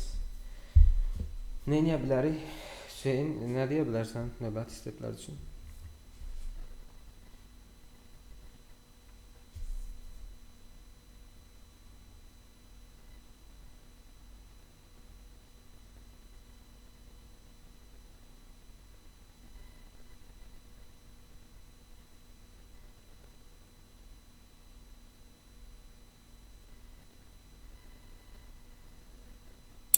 Loqlamanı da burada eləyə bilərik. Ha vaxt daxil olubdu tələbə, ha vaxt çıxıbdı sistemdən, hansı tapşırıq qabaq eləyibdi. Saniyələrin hamısını bir-bir qeyd eləsin. Hə, əslində Mən öz layihəmdə elə eləmişdim. Oradan fikir olaraq deyirəm. Ana kim ha vaxt neçə hansı vaxtda IP adresinə kimi düşürdü ki, ha vaxt daxil olub. Tələbə yalandan deyənməyəcək ki, bu gün girdim, baxdım. Girmədiyi görsənir belə. ay sağ ol.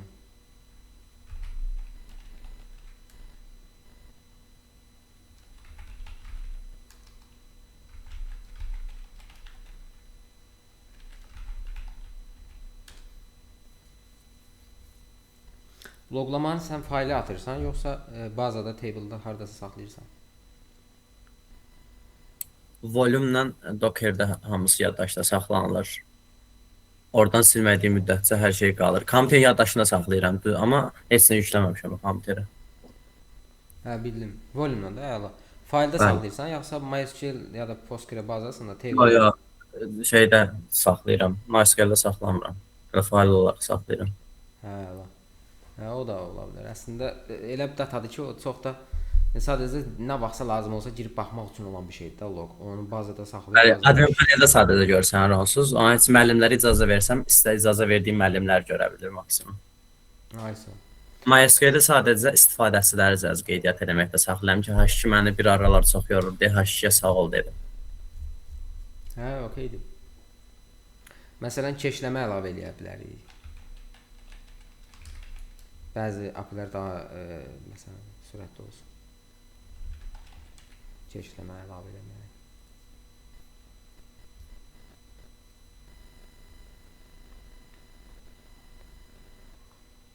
Hə, belə.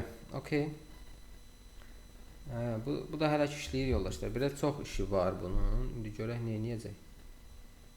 Baş xarab olmasa yaxşı olar. Yəni istədiyimizi əslində düzgün işləməsə bizim günahımızdır. Yəni sorğunu kifayət qədər düzgün verməmək. Amma çox böyük ehtimal ki, yəni yekuna yaxın bir şey verəcək. Elə düşünürəm. Test edib biləcəkdim.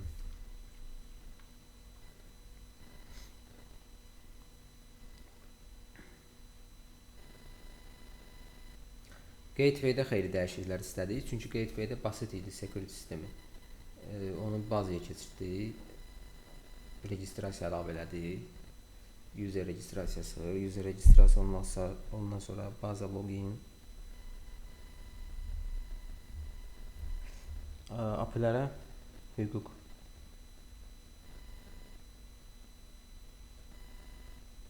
Amma bir məsələ var da. İndi bax məsələn biz mikroservislərin özlərində hüquq veririk API-lərə. Yəni kod olaraq API-lər mikroservisin özündədir deyə. Məsələn də tələbənin qeydiyyatı API-sinə role add student hüququ verdik tutalım ki. Bunu verdik, amma o API-ni çağıran userin username, parolu harda saxlanır? Gateway-də saxlanır. Rolları, hüquqları da orada saxlanır. Yəni security, hər şey orada saxlanır. O çağıranda Gateway hardan biləcək ki, bu API-yə bu userin hüququ var? Düzdür, username parolun yoxlanması gateway-də gedə bilər. Burada problem yoxdur. Authentication gateway-də gedəcək. Amma authorization necə olacaq? Görək bu necə quracaq bu authorization-ı.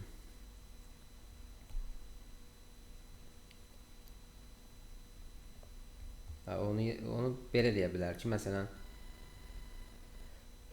gateway həmin API-ın hüququnu götürər, baxar ki, məsələn, bu API işə salmaq istəyən userin hüquqlar siyasında bunun hüququ vardır, bu hüquq yəni varsa, o zaman o API-nin çağırılmasına icazə verəcək. Yoxsa yox. Belə, bir qısa xülasə verib yoldaşlar. Görək, indi bu xülasədə birinci oxuyaq görək, nə istiqamətlərdə nə işlər görüb bu. Yazır ki, gateway üstəgəl MySQL, Docker Compose, MySQL Gateway servisi, Gateway DB, Gateway User, Gateway Pass, Volume MySQL Gateway Data, Host Port 3009 başa düşdü. Gateway üçün Spring Data Source, yəni bunların çox detallı məlumat verir. Yəni bunu Gateway MySQL ilə əlaqələndirib bunu demək istəyir.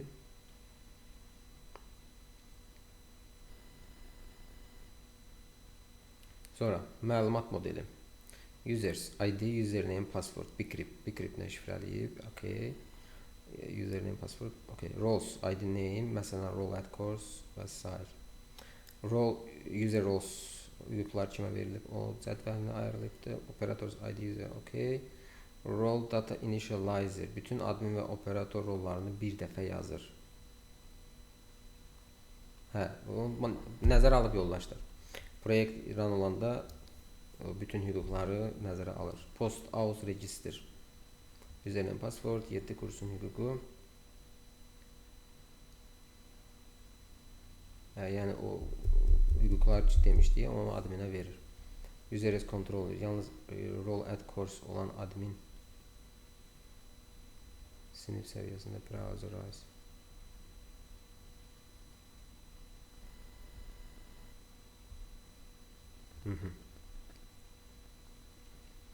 User yaradılanda onun hüquqları yəni verilir.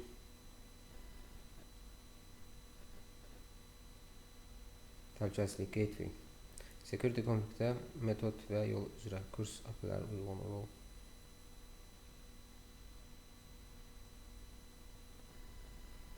Nice. So. Burada da frontda da edibdir, register falan filan. Qeydiyyat səhifəsini qurub. Birinci, yəni yoxlayaq birinci.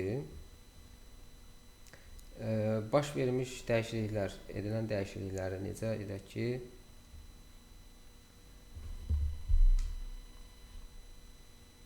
son edilən dəyişikliklər run olsun. Təbii ki, bunu etmək üçün biz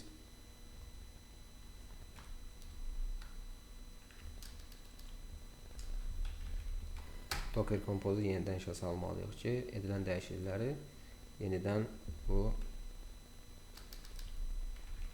nəzərə alsın. Yəni son kodları nəzərə alsın. Build edəcəyik. Bu build olmağında olsun. İndi keçək yazılan kodlara bir nəzər yetirək GitHub üzərindən. 36 dənə fayl dəyişikliyi edibdir.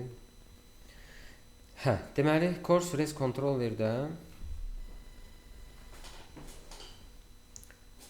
tələbənin kursa əlavə olunması apisi var idi. Remove yox idi. O remove da baxın burada əlavə edibdir. Course servisdə remove student from course metodu baxın yaradıbdır. Burada da həmin o course student table var idi. Hansı tələbə hansı kursa bağlı. Oradan həmin o bağlantını ləğv edib. Yəni kursa əlavə olunma sətrini ləğv edir. Sonra Docker Compose-da Gateway üçün MySQL məlumatları əlavə edibdir. Amma bir məsələ var ki, biz unutduq bu parolları nizamlamağı. Məsələn, root pass gateway, database, gateway user. İndi ola da bilər ki, MySQL bunu götürər, amma belə basit parolları məncə götürmür. Belə basit parolları götürməsə işimiz çətin olacaq. Yəni çətin olacaq deyəndə dayandırıb bir dənə down deyəcəyik, YAML-ı düzəliş eləyib, bir dənə up deyəcəyik. Təzədən image yaratmağa ehtiyac yoxdur, tez olacaq o.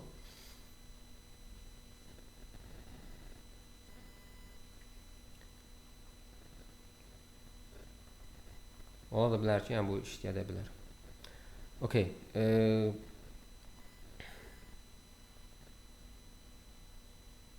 Courses'dən yeni bir deməli istifadəçilər menüsü əlavə edilibdir front tərəfdə.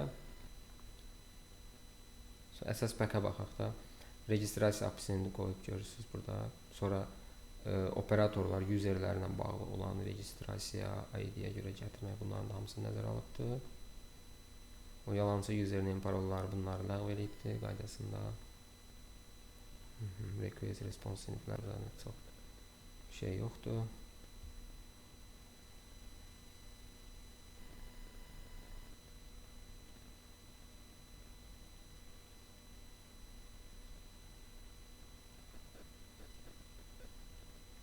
Operator ID həmin bağlantıların hamısını düzgün qurubdur. Roles, users menu to menu bağlantısını qoyubdur.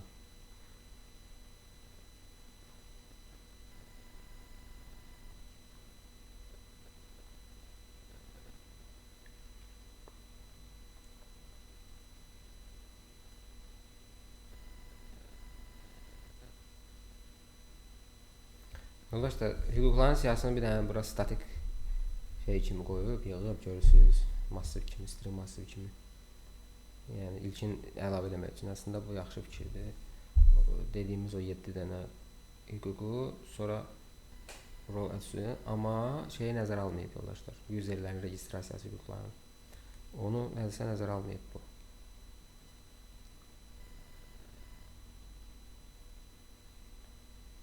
Buna heç hüquq verməyib.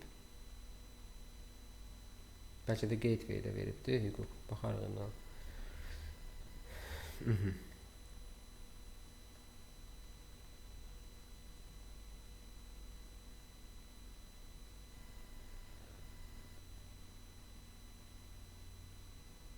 Hə yoldaşlar, elə eləyib. Gateway-də veribdir zaten. Rahat olsun deyə də. Yəni ən qısa yol, rahat yol budur zaten.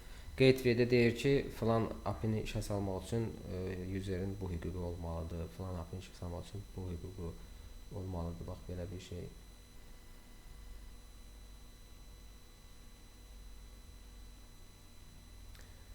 Okay.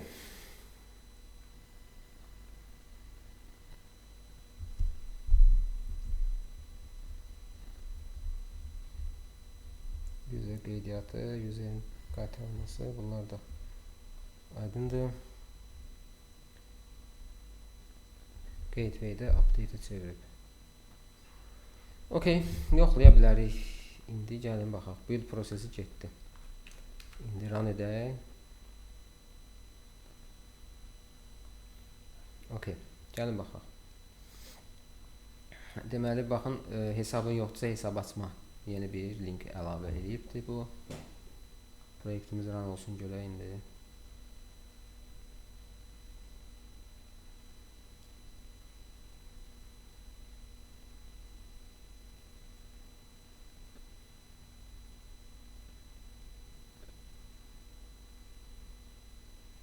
Yoldaşlar, uzun çəkməyə MySQL-dən bağlıdır. Çünki biz yeni bir image istifadə elədik. Onun download olmağı ona görə çəkir biraz. Əslində ikinci dəfə, daha sonraki dəfələrdə çox rahat gedəcək.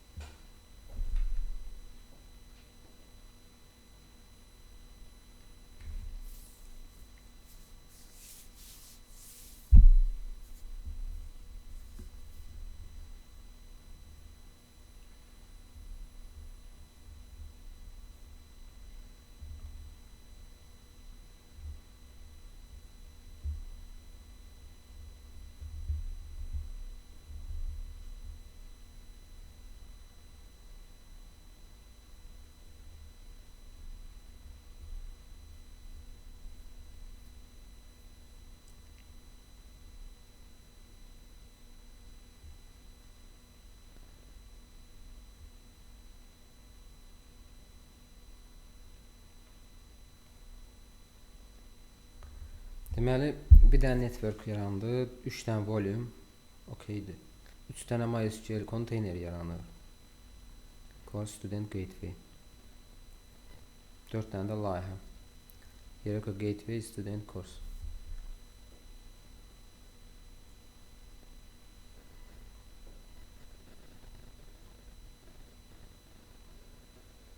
Gec olmağı RAM-dan bağlıdır. RAM dolub deyə azdır da, RAM 16-dır. Ona görə fasilə ilə müəyyən vaxtlarda daimi yaddaşa köçürür dataları, eləyir falan. Ona görə gec olur.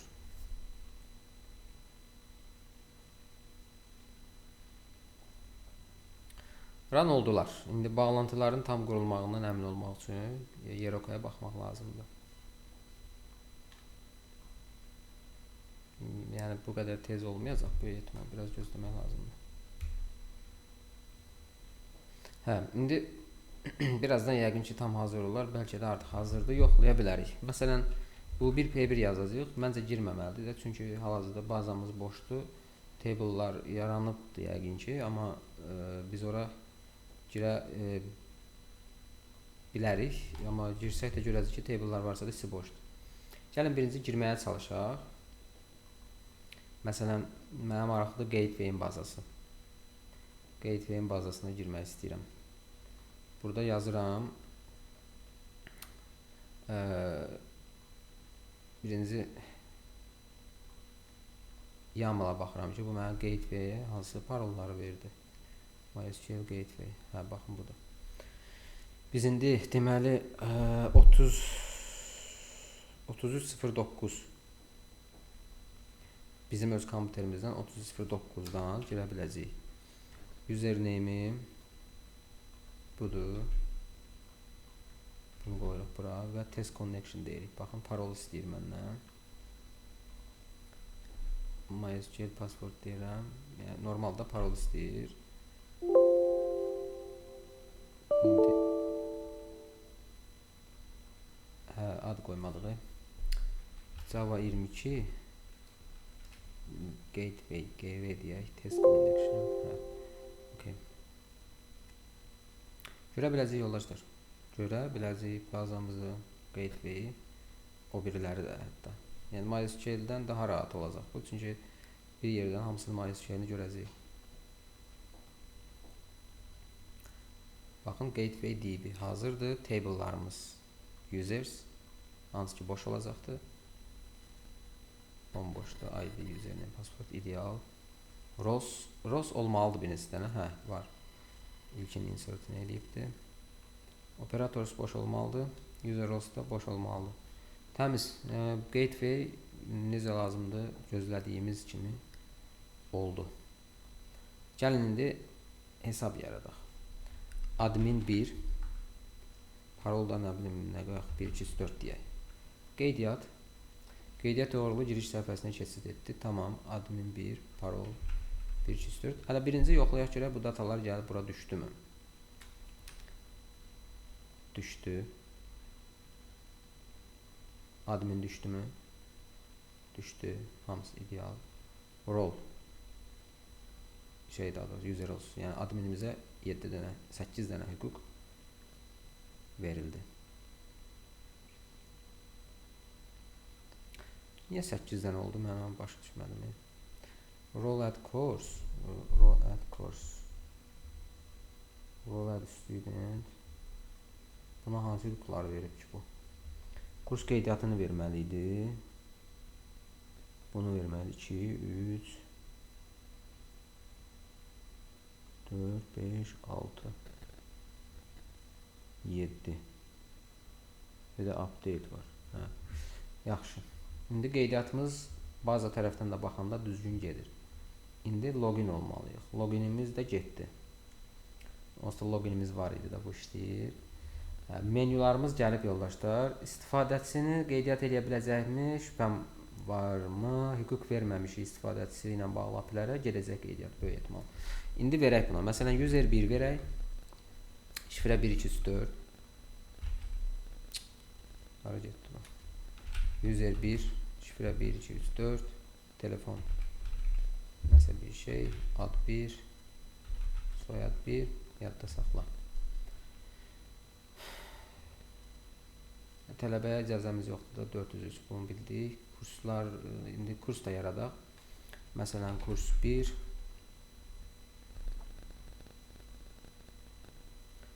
İdeal yoldaşlar. İstifadəçi və kursları idarə edə bilirik. Zaten bunu istəyirdik.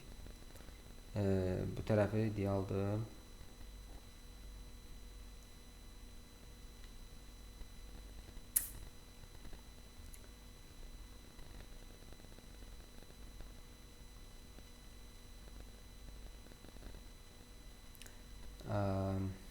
Burası şeyi nəzərə almamışıq. Tələbələrin siyahısını gətirmə hüququmuz yoxdur deyə əlavə etməyə basanda siyahını görə bilmirik. Bax, bu problem oldu.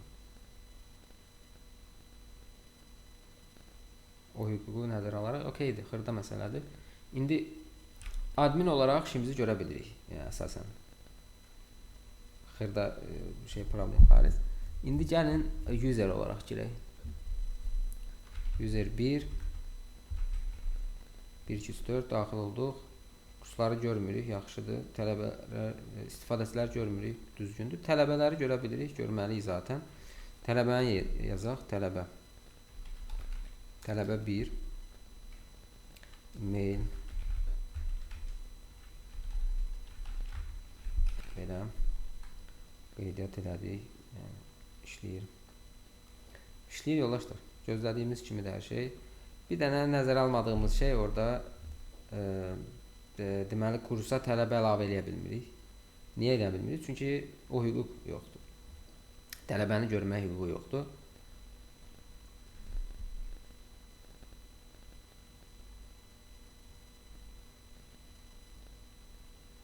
Role get student list API-sini hüququnu biz versək adminə. Neçədir bunun adisi? 12. Admində 1 aydır, 150 də. Bax, bunu belə eləsək. Nə olar? Yəni, bu o deməkdir ki, 1 aydır 100-ə kimə? Yəni, adminə. Onun üçün verdik. Nə baş verməlidir? Əslində edə bilməlidir, amma edə bilməyəcək.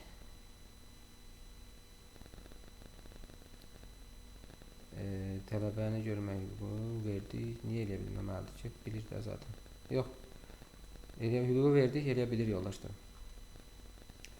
Yəni elə tələbələri görmək problemi var idi. İndi də görür. Bir problem var ki, sadəcə admin bundan sonra qeydiyyat olan adamlarda da bu problem olacaq. Onu kökündən həll eləyərik sonra. İndi işləyir yəni hər şey. Tələbəni kursa əlavə eləyirik.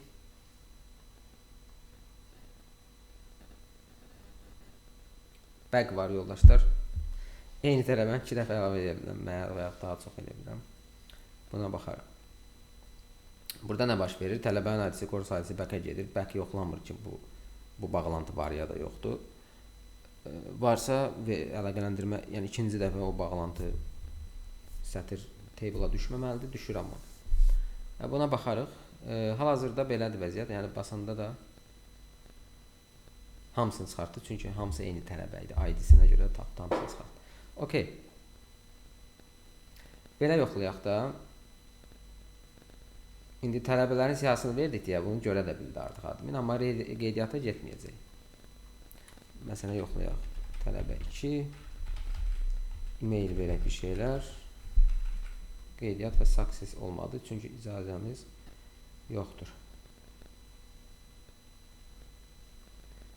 Necə eləməliyik tələbə qeydiyyatını? Bir user kimi girək, qeydiyyat eləyək, bir iki dənə tələbə qeydiyyat eləyək.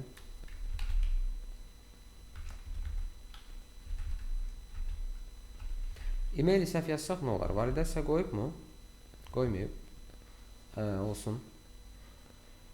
Keçək, indi admin kimi registrasiya olaq, login olaq. Tələbələri görürük, kursları görürük. Kursa tələbə əlavə eləyək, biri əlavə eləyək. 2-ni də əlavə eləyək. İndi məsələn birini çıxardaq, biri çıxardaq.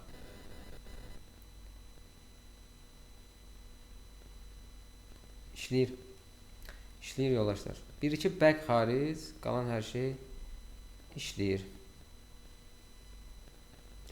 Nəysə, bura qədər baxdıq yoldaşlar. Diqqətlə yəqin ki, fikir verdiniz. Necə etdik? Tələsməmək. Əsas məsələ odur ki, tələsmirik. Təbii ki, mən də tələsdim, vaxtımız azdır deyə, bu müddətə qutarmalıydıq deyə. Normalda amma biz layihə yazarkən nə etməliyik? Birinci, görəcəyimiz işin ümumi, baxın, bəzən deyirlər ki, ümumi siyahı tut. Ümumi də, yəni hərəsi 1-2 dənə sözdən ibarət. O alınmır. Birinci siyahıda, birinci planda ən azından işin yarı faizindən biraz çoxunu yazıya dökmək lazımdır. Niyə? Çünki növbəti dəfə onu oxuyanda sən az bir şey oxuyacaqsan, ona konsentrə olacaqsan və növbəti stepə çata bilməyərsən heç vaxt. Yəni ona görə mütləq şəkildə ilkin variantı yazanda onu mümkün qədər detallı yazmaq lazımdır. Və 25 dəqiqə ərzində maksimum qurtarmaq lazımdır. Çünki 25 dəqiqədən sonra insanın fikri daha artıq dağılır.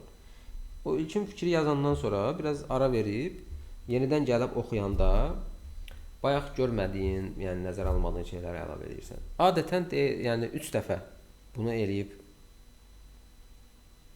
sorğunu o şəkildə. Yəni sorğu deyəndə bu indi AI ilə yazdırırıq. Əvvəl bunu yazırdıq. Sonra bunu özümüz reallaşdırırdıq da. Yəni API-ləri özümüz yazırdıq. İndi o fəhləlik işini AI eləyir, amma nəticə etibarilə bir fərqi yoxdur yəni. Bunu düzgün yazsaq işimiz çox daha rahat olur. Əksik yazanda isə sonradan düzəltmək daha çətin olur. İndiki problemlərimiz yaxşı ki, çox belə-belə bir şeydir. Yəni hüququn nəzərə alınmaması problemidir. Bir də ki, o silinmə məsələsi, o da onları saymayaq. Yəni o funksional bir şey deyil. Məncə ilkin versiya olaraq bunu istifadə edib növbəti steplərə keçmək olar gələn dəfə.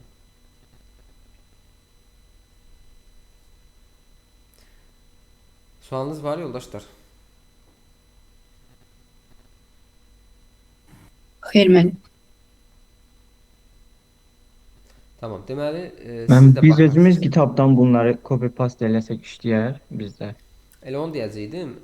Siz nə edirsiniz? Bir dənə pull eləyib da bildiyiniz o MS folderinə keçib build Docker Compose build up eləsəz işləyəcək, yəni kompüterinizdə bir dənə Docker olsa kifayətdir. Çünki bizim özümüzdəki MySQL-ə qoşulmalı, hamısı Docker ilə gedir.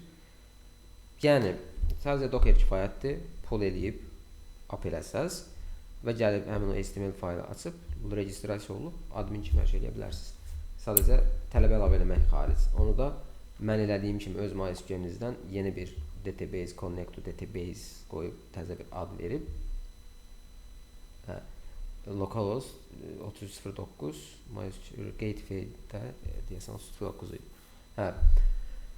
YAML-dakı gateway-in MySQL user name-ini bura yazıb, parolu da oraya yazıb, girib hər şeyi görə bilərsiniz. Əllə user də əlavə edə bilərsiniz, əllə hər şeyi də eləyə bilərsiniz. Mən nə edədimsə, yəni eynisini hamısını eləyə bilərsiniz. Yəni eləyərsiniz. Burası da çox RAM tutacaq da. Yəni MySQL var, 3 dənə MySQL var, 3-4 dənə layihə var, hamısı da yer tutur. Amma çalışacaq yəni. Çünki indi elə qruplar ki, bu sistemi RAM çatmasa belə gecirən olur, amma daimi yaddaşdan istifadə edir də həmin vaxt. Bir dənə şey soruşa bilərəm. Biz burada admin panel qurduq da. Admin paneldə parolu buradan qeyd edirik. Onu daha asan olaraq şey deyə bilmərik ki, NoSQL kimi bir kod yazaq, avtomatik sistem açılan kimi admin panelimiz, parolumuz, hər şey hazır olsun. O peşəkar olar, yoxsa yəni əsas layihələrdə necə olur?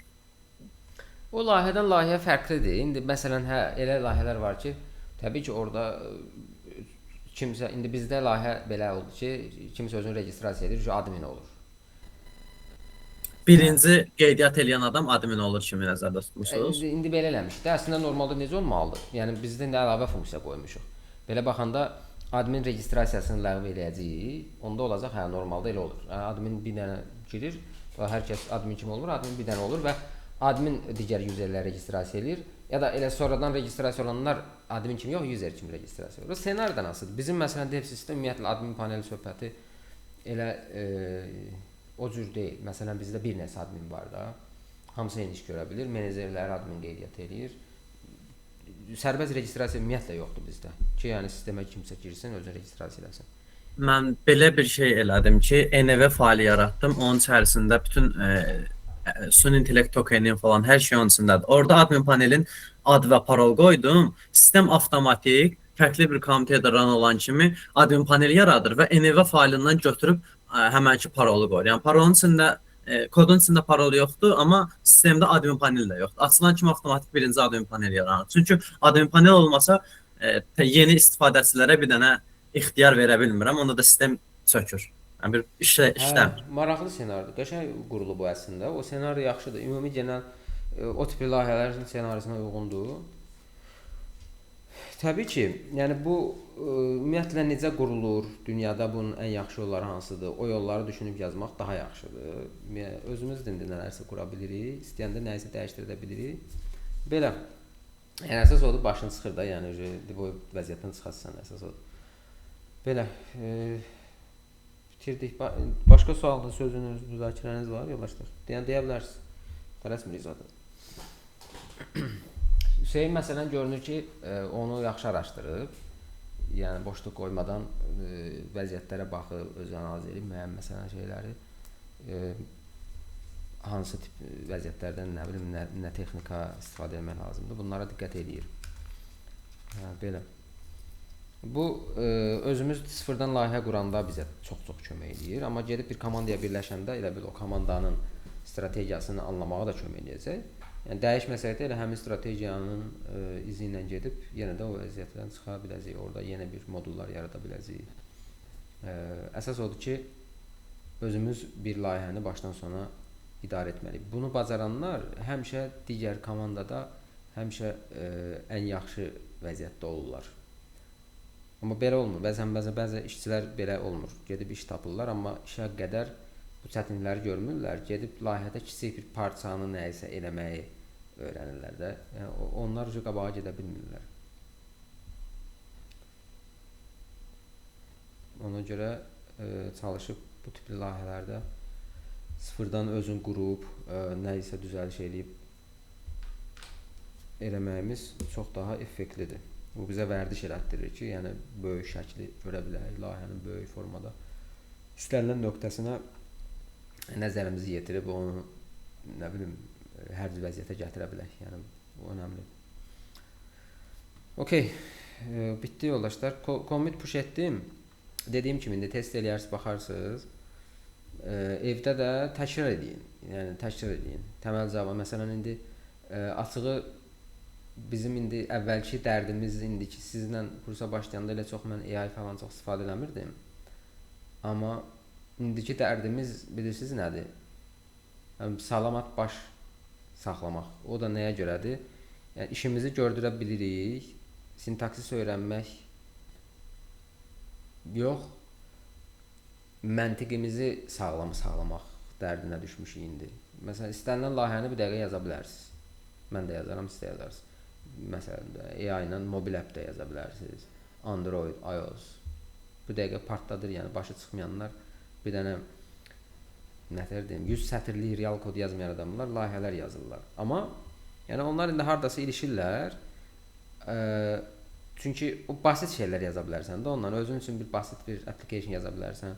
Amma böyük bir sistem, layihə idarə etmə bir sistemi, nəsə bir şey quranda onlar çözmür problemi. O problemi çözmək üçün də gündə 4 saat məsələn kod yazırsınız, AI ilə nəsə eləyirsinizsə, 1-2 saatında öz gəlişdirmənizə sərf eləməlisiniz. Bu da nə ola bilər? İnternetdən bir kurs alıb baxa bilərsiniz, YouTubedan hər hansı bir kurs, kitab oxuya bilərsiniz, ən daha yaxşısı. Belə yoldaşlar. Başqa bir şeyimiz qalmadı bu günlük. Sual yoxdursa bitirdik.